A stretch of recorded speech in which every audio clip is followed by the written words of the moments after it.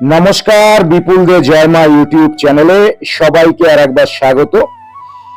আজকে 12ই জুলাই, আষাঢ় মাসের প্রায় শেষ, আর 4 দিন বাদে রথযাত্রা। জগন্নাথ দেবের স্নানযাত্রা ইতিমধ্যে শেষ হয়ে গেছে। আমরা চলুন আজকে আপনাদের নিয়ে এক অপূর্ব সুন্দর জগন্নাথ মন্দির দর্শন করিয়ে নিয়ে আসি। কলকাতার বুকে এত বড় জগন্নাথ মন্দির আর এত সুন্দর জগন্নাথ মন্দির আছে আমরা জানতামই না। যাই হোক, বেরিয়ে পড়েছি আপনাদের নিয়ে, সকলকে নিয়ে। প্রথমেই বলবো এখানে আমরা কিভাবে পৌঁছাবো। আপনারা ট্রেনে যে কোনো জায়গা থেকে আসতে পারেন বা বাসেও আসতে পারেন।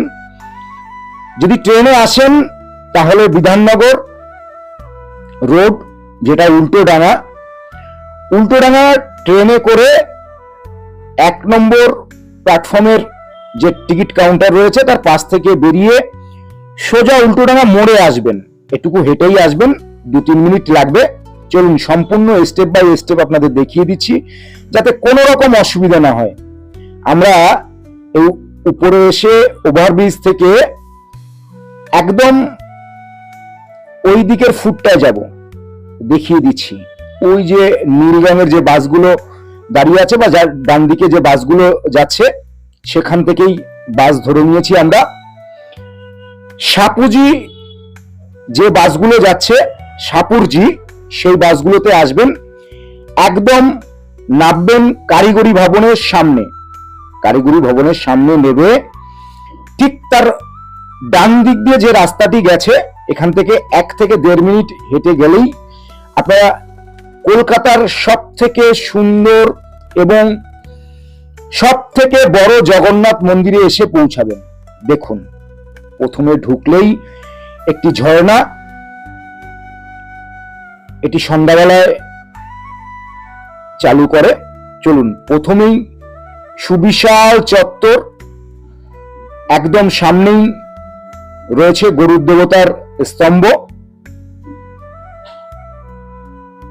সেই স্তম্ভ আপনাদের সেখানে গরুর দেবতাকে দর্শন করাই, যেটা প্রতিটি জগন্নাথ মন্দিরেই আপনারা দেখবেন। আর এখানে সুন্দর একটি সুদৃশ্য তোরণ হচ্ছে, এখনো কাজ চলছে। সেটি কমপ্লিট হলে আরো হয়তো সুন্দর লাগবে। যাই হোক, চলুন প্রথমে আপনাদের দূর থেকে দেখাই।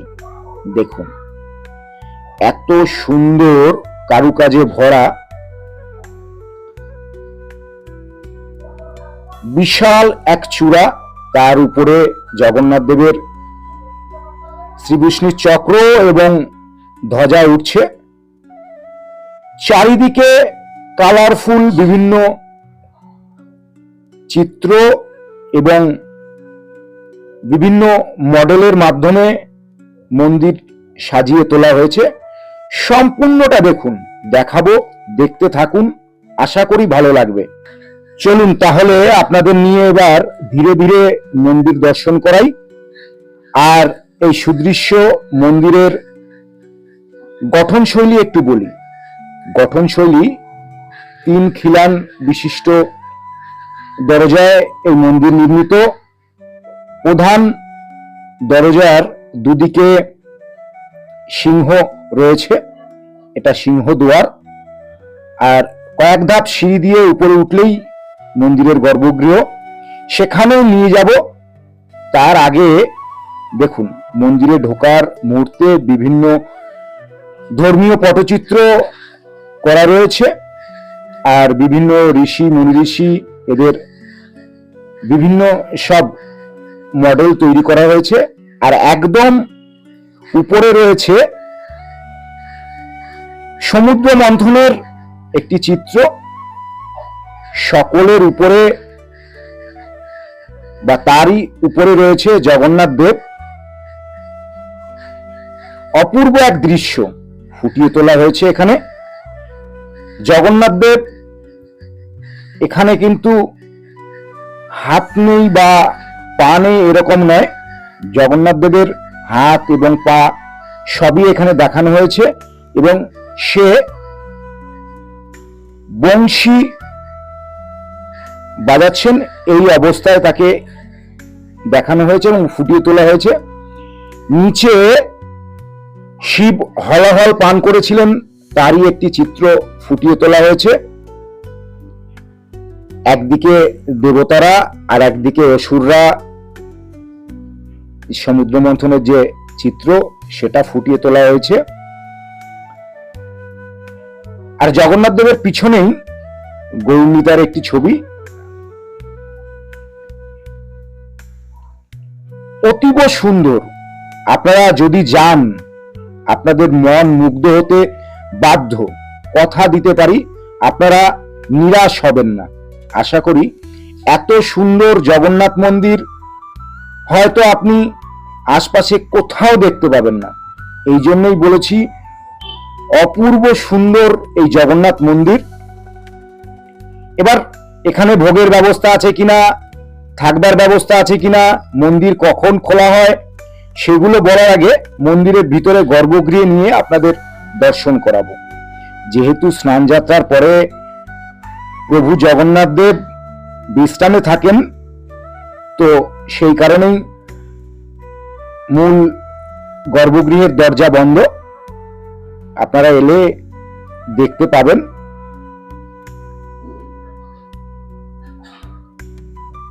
এই গর্ভগৃহের যে কটা পিলার রয়েছে তাও সুদৃশ্য বিভিন্ন দেবদেবীর মূর্তিতে সাজিয়ে তোলা হয়েছে। অপূর্ব সুন্দর, এক কথায় অনবদ্য, একদম কালারফুল একটি মন্দির। এত রঙের আধিক্য আপনাকে বা আপনার মনকে রঙিন করে তুলবে। এখানে কিন্তু মূল মন্দিরে আরো দুটো মন্দির রয়েছে, সেই মন্দির দুটো খোলা রয়েছে। কি কি দেবতা রয়েছে সেগুলো আপনাদের দর্শন করাই। মূল মন্দিরের ডান দিকে রয়েছে বজরংবলী। দেখুন, অপূর্ব এক বজরংবলীর মূর্তি রয়েছে, নিত্য পূজিত হয়। আর মন্দিরের ঠিক বাদিকে, চলুন এবার দেখাবো আপনাদের। ধীরে ধীরে সম্পূর্ণটা দেখিয়ে দেওয়ার চেষ্টা করছি। আর বজরংবলীর ঠিক গর্ভগৃহের উপরে পঞ্চমুখী যে হনুমান রয়েছে তারই একটি চিত্র ফুটিয়ে তোলা হয়েছে। চলুন এবার মন্দিরের বাদিকে, যে মূল মন্দিরের বা গর্ভগৃহের বাদিকে যে মন্দিরটা রয়েছে সেখানে রয়েছে রাম সীতার মন্দির। চলুন সেটা একবার দেখাই আপনাদের। রাম, সীতা এবং লক্ষ্মণ। সত্যি অনবদ্য এই মন্দিরটি, অপূর্ব। ভাষায় বর্ণনা করাও এক কথায় মুশকিল। আর যে দরজা রয়েছে সেখানেও সুন্দর সুদৃশ্য নকশা। আর গর্ভগৃহের উপরে রাম লক্ষ্মণের একটি মূর্তি করা রয়েছে। আর এই মন্দির পরিক্রমারও সুন্দর জায়গা রয়েছে। চলুন আমরা আগে মন্দির পরিক্রমা করি আপনাদের নিয়ে, তারপরে যেখানে খাবারের বা ভোগ বিতরণ হয় বা ভোগ বসে খাওয়া যায় সেই দিকটা নিয়ে যাব। আর এখানে এলে আপনাদের বাইরে থেকে কিচ্ছু আনতে হবে না। সেই ভোগের বা প্রসাদের দোকানগুলো আপনাদের দেখিয়ে দেবো, কি দামে আপনারা প্রসাদ কিনতে পারেন এখানে পুজো দেওয়ার জন্য, সেখানেও নিয়ে যাব। দেখুন ধীরে ধীরে পরিক্রমা করে আপনাদের সেই জায়গায় নিয়ে যাব যেখানে আপনারা সুন্দরভাবে বসে প্রসাদ গ্রহণ করতে পারবেন। মন্দিরের বাদিক থেকে মন্দিরের পিছনে গেলেই সুন্দর একটি টিনের শেড করা রয়েছে এবং চেয়ার টেবিলের ব্যবস্থা করা হয়েছে। এখানে এলে আপনাদের জলের কোনো সমস্যা নেই, বাথরুমের কোনো সমস্যা নেই। আপনারা হাত পাও ধুতে পারবেন এবং খাবার জলের সুন্দর ব্যবস্থা করেছেন এই মন্দির কর্তৃপক্ষ।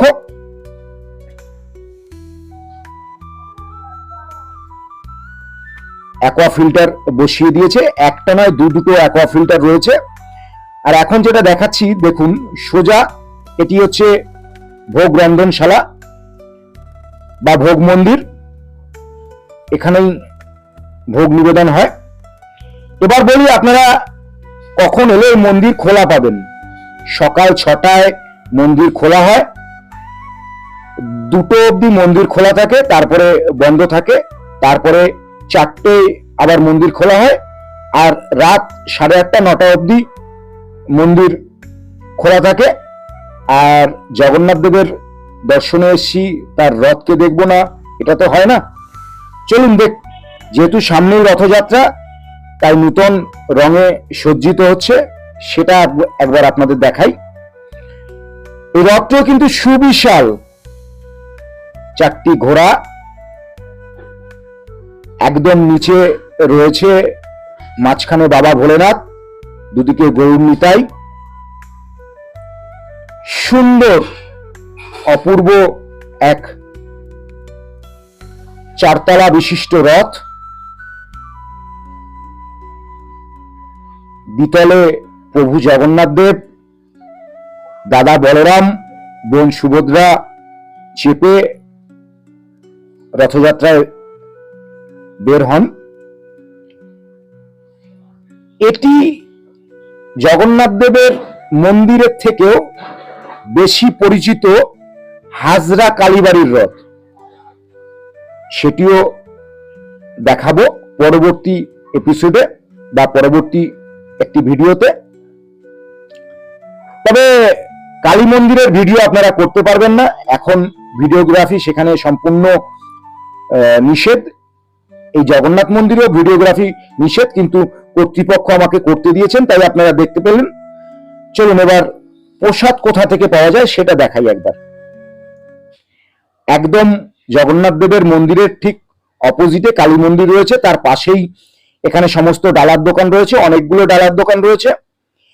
এখানে ডালার দাম কিরকম, এখানে কি কি উৎসব হয়, সম্পূর্ণ জেনে নেব এখানকারই এক দোকানি, এক মায়ের থেকে।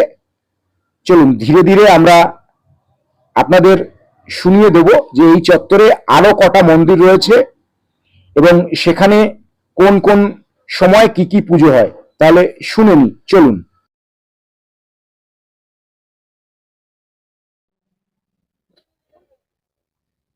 আমরা এই মুহূর্তে নিউ টাউনের বা কলকাতার বুকে সব থেকে বড় জগন্নাথ মন্দির, সেখানে এসে পৌঁছেছি, হাজরাকালী মন্দির।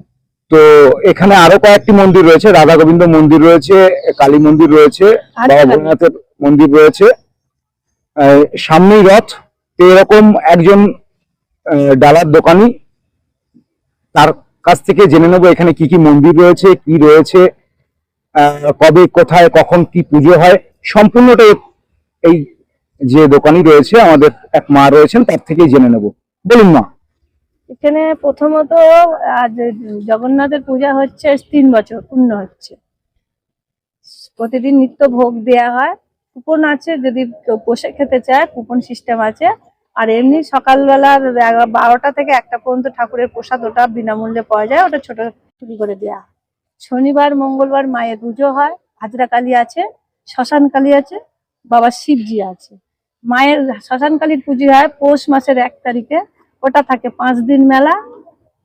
হাজরা কালী হয় নীল বাতির দিনে, যেটা নীল সন্নিশে, ওদিনকে মায়ের পুজো হয়, ওটা 10 দিন মেলা থাকে। আর শিবরাত্রি হয় যেদিনে শিব পুজো আর ওই যে হরি মন্দিরে, তখন আমাদের মহা অষ্টম বা অষ্টম পর হয় শিবরাত্রি, ওটা 2 দিন 2 রাত হয়। এই করে আমাদের এখানে 12 মাসে হয়। আর শ্রাবণ মাসে মায়ের মা আছে পাশে, বনদেবী পূজা। এখানে সব রকমের মানে এখানে বিয়েও হয়, এখানে যারা আসে মানত করে পূর্ণ হয়, জল চাকানো, ঢিলা বাঁধা, মায়ের যে স্বপ্নকারী ওষুধও পাওয়া যায়, অনেকে ওষুধ দিয়ে যায় সরাই করে, মায়ের ওষুধ ও স্বপ্নকারী ওষুধ পাওয়া যায়। এখানে 5 রকম ফলের ডালা পাবে, ধূপ মোমবাতি 100 টাকা, 3 রকম ফল আছে হচ্ছে 50 টাকা। আর এখানে এমনি ধূপ মোমবাতি মালাটা কিনে নিতে হয়, আলাদা করে পাওয়া যায়, ওটা আলাদা যেরকম দিতে চাইবে সে সেরকমই পাবে। সব রকম ব্যবস্থা, কেউ যদি বলে শুধু মিষ্টি নেবো মিষ্টি, কেউ যদি বলে শুধু বাতাসা নেবো বাতাসা। এখানে গাড়ি পুজো হয়, নারকেল মালা সবই পাওয়া যায়। মানে এখানে কাছাকাছি আসলে এই হাজরাকালী মন্দিরে মেন যে মায়ের পুজো হয়, মাটা কোপ হতো, আগে কোপ হতো, এখন করে মানে কলকাতা নিউ টাউন হওয়ার পরে বলিটার হচ্ছে, কিন্তু টানটা হচ্ছে না। আগে যত পাটা হতো সব টান হতো, 300 400 যা পাটা হয় সেদিনকে সব বলি হয়। যা মানত থাকে পাটা বছরের শেষে চৈত্র বৈশাখ মাস থেকে যে পাটা কেটে মানত করে গান কেটে ছেড়ে দেওয়া হবে। এই যখন আবার ফের পরের মাসে যখন চৈত্র মাসের একদিন থাকতে সংক্রান্তি হবে, তখন মায়ের পাটাগুলো সব বলি হবে, বছরে একবার করে বলি হয়। সেই প্রসাদ গ্রামের বিভিন্ন জায়গায় প্রসাদ গুলো চলে যায়। এই আমাদের হাজরাকালী নীতি নির্ধারণ, আর এখানে যা কিছু হয় সব কমিটির মাধ্যমে। অনেক অনেক ধন্যবাদ। আর যদি কেউ আপনার সঙ্গে যোগাযোগ করতে চায়, আপনি যদি একটা নাম্বারটা বলে দেন। যোগাযোগ করে কোনো অসুবিধা নেই। একটু বলুন নাম্বারটা বলুন। নাম্বার হচ্ছে 9903337017। কেউ যদি অনলাইনে পুজো করতে চায় বা মায়ের ভিডিও কল করে পুজো, আমি সেটা করে ব্যবস্থা করে দেবো। অনেক অনেক ধন্যবাদ আপনাকে।